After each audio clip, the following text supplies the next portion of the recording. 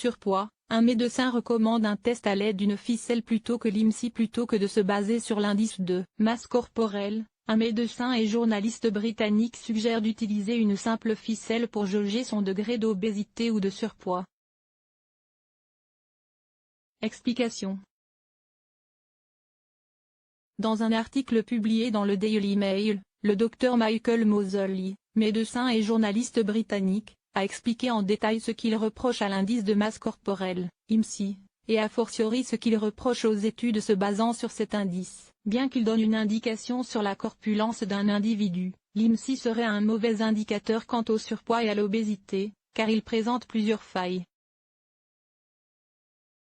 Vous pouvez, par exemple, être musclé avec un IMSI élevé. Le muscle pèse beaucoup, ce qui fausse le calcul, la graisse pèse moins.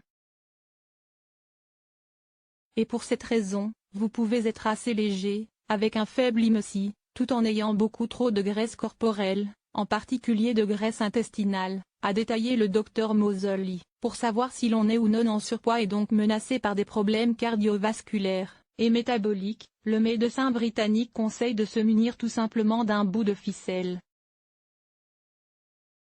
Commencez par couper un morceau de ficelle afin qu'il soit aussi grand que vous l'êtes, indique le médecin.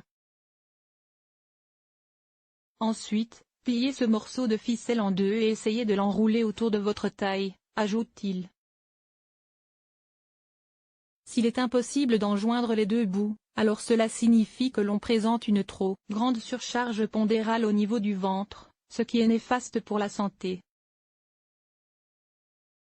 L'accumulation de graisse viscérale est normalement le résultat d'un certain nombre de facteurs différents, notamment la consommation excessive d'aliments sucrés et de féculents, la consommation excessive d'alcool, en particulier de bière, le manque d'exercice physique,